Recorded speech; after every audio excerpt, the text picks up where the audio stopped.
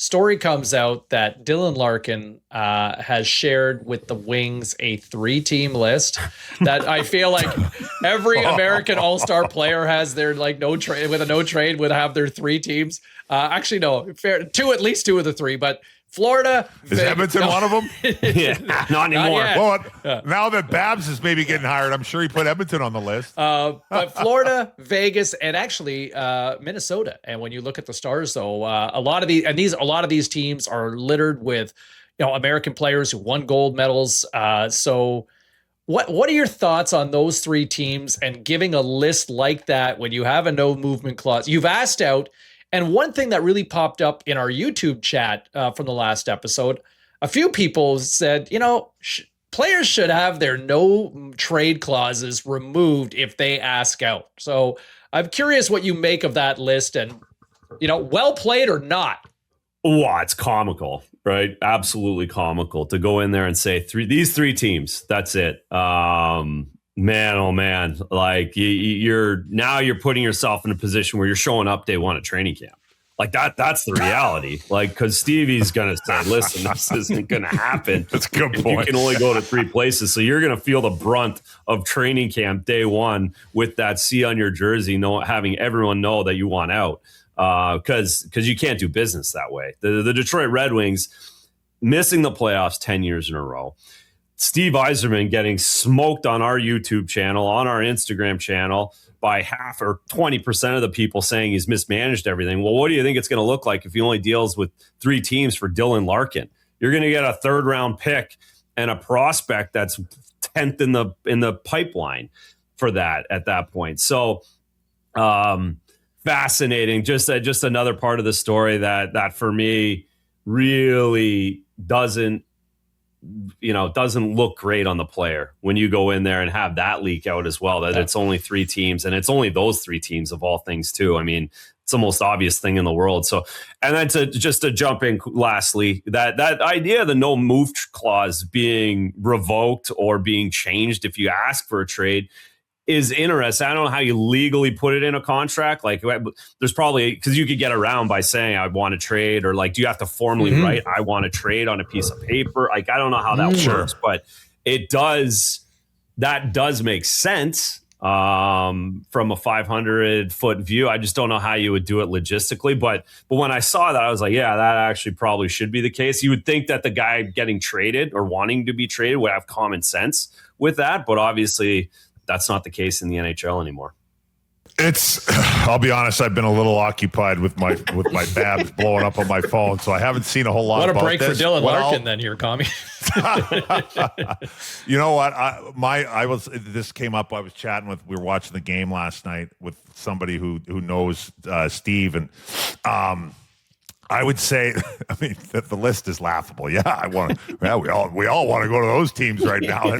That sounds awesome, but I think now we're never going to hear a word about it. I don't think because Steve he keeps it tight. I mean, we can't even we can't have anybody from the Red Wings on our podcast unless like Steve okays it. Steve likes to play. He keeps it tight, and that's great. That's fine.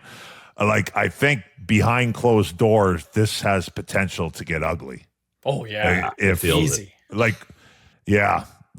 real ugly behind closed doors. So yeah, I never thought about the day 1 of training camp thing. Yeah, that's captain of the team shows up to camp. I mean, obviously you got to show up, right? You want to get your contract starting, the year starting. Oh, it could be, it could be some fireworks behind closed doors in Detroit.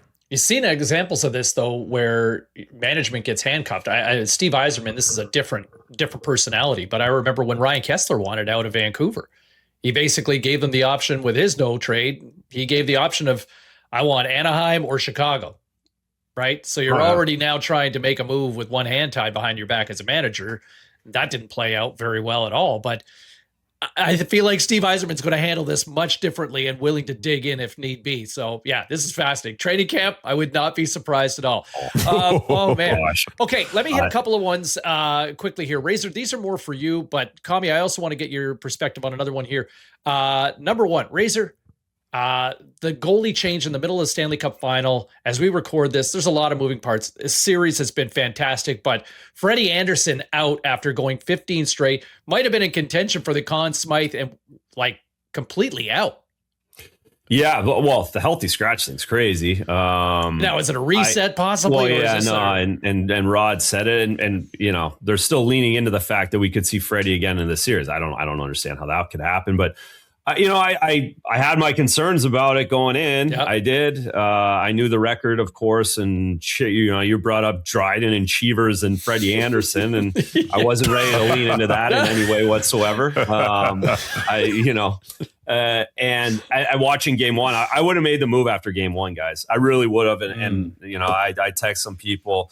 Vegas was different. Vegas is different than what they've already seen. And Freddie looked a little outmatched in his ability to move. He's an older guy.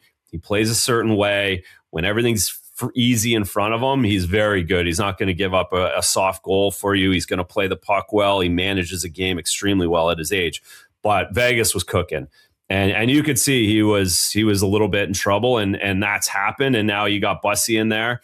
And I don't see how you go back, and it just feels like he gives them a bit of a better opportunity with his athleticism. He's got his warts as well, but it had to have been done. Rod had to make the move, and it paid off in game 4, and we'll see the rest of the series. Yeah, I mean, for me, that was the thing with, for me with Freddie Anderson, what I've heard about him, and like nice guy, really good goalie, has had a wonderful career. There's no question about that. But I did hear kind of when push comes to shove and things get hard, if he doesn't feel perfect, Freddie could be out. So, he's done a great job up to this point, up to this series, I guess. But, I mean, I think Bussy's looked, like I said, he's not perfect. He looked pretty good to me. And he looks big in there, moving around. So, I don't know. I mean, it's not like Rod. I will say Rod's been through this before. Now, maybe not so much as a coach in the Stanley Cup Finals, but he was, when we went into, if he's leaning back on experiences from the past and experiences that happened to him. We went through this a little bit with Carolina as well in 2006 with Gerber and Ward, and back to Gerber and back to Ward, and so hopefully that makes Roddy a little more comfortable in making his moves. But it's Freddie hung in there for a long time, but it's. They need. I think even the Canes fans think it was the right time to make this change. Speaking of the Canes, 20-year anniversary coming up in a week or so here for you, Commie, since you won your Stanley Cup. Give it to us, Commie. Give it to us. What's happening this week? Well, I'm getting on a plane in 3 hours and 15 minutes. Oh boy! I'll tell you what. I like to be honest to our listeners. This is my dedication to the Canes. With the Canes only wanted to book me on Delta. Well, Delta doesn't fly direct, and I need to get back here on Friday. So my dedication to the Canes, I got my Amex out and I booked my own flights. So I'm coming out there on my own dime. I'll be at game 5. I'm not sure. I'm cranking that horn at some point. I don't know what time. God, crank away. So, I can't wait to watch you crank that thing. I gotta be honest. I'm kind of a little nervous. Just pretend it's Babcock's neck, right? You just ring it and you're ringing it. You going left or right shoulder, Commie? I think I gotta go. I don't know. Good question.